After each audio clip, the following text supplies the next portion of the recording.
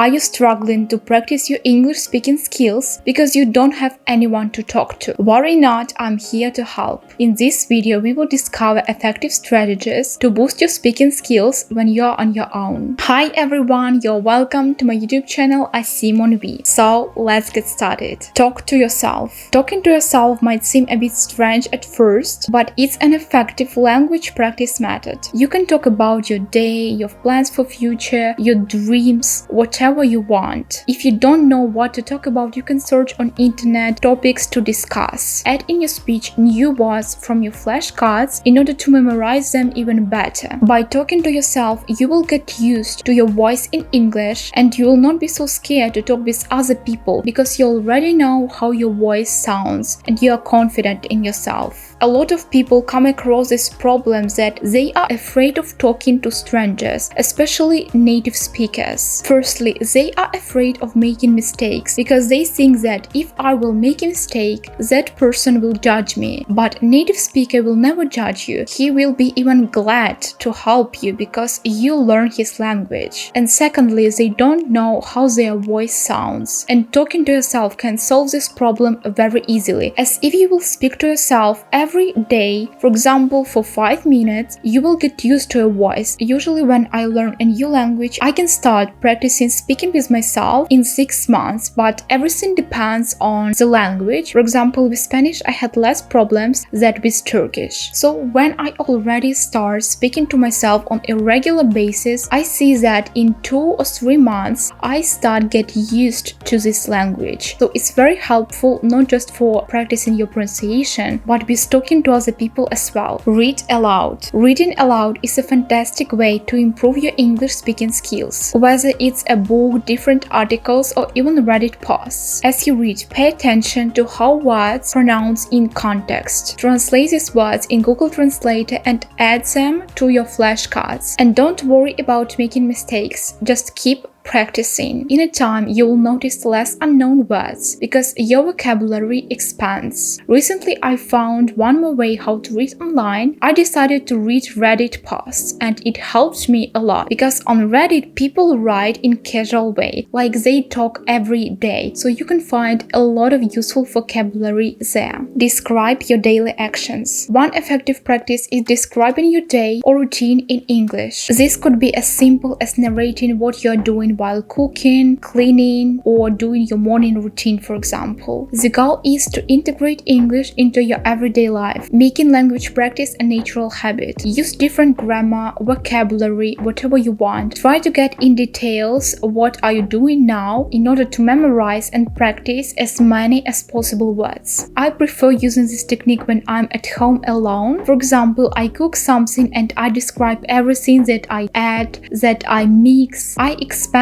my vocabulary and of course it helps me with my pronunciation because I'm speaking. Sing your favorite songs. Karaoke time! Singing along to your favorite English songs is not just enjoyable but also a great way to improve your pronunciation and intonation. Try to follow the lyrics closely and match your pronunciation with singers. In time you will don't need lyrics at all, but to begin with it's better to use them in order to speak correctly. Also you may grab some new words from there and you will understand the context of the song, because I know that it's always better to know the lyrics of the song as it brings you more pleasure. You just listen to this song and you understand everything and it's amazing. As for me, now I learn French and I have my favorite French singer Lazara, so I listen to her songs practically every other day and I don't just listen, I open lyrics online and try to sing along to her. First days when I was trying to imitate this French language, it was really difficult for me. I couldn't sing properly, not to mention that I even didn't know how to pronounce some words and how to read them. And now I sing her songs much more better as I've been practicing during the whole months. So it's not only a joy for me, but also it helps me learning this language and understanding its pronunciation. Record your conversations. When you play back the recording, you can identify areas for improvement, such as pronunciation pronunciation, grammar, or vocabulary usage. It's like having a language partner providing you constructive feedback. With every record, you can see your progress, and you can compare your old records with new ones. I was recording myself a lot when I was learning English, and right now I make content in English for my YouTube channel, and it's something amazing. As 2 years ago, I couldn't even imagine that this day I will sit and make video in English. But with time, everything changes and improves. You just need to be patient and consistent with this. Master shadowing technique. Use the repetition technique by watching movies, TV shows, or YouTube videos in English. Just listen to a line and repeat it. You don't need to repeat every phrase that you hear because you maybe wanna watch this movie and just enjoy doing this. So pick up some interesting phrases which you can add to your everyday vocabulary and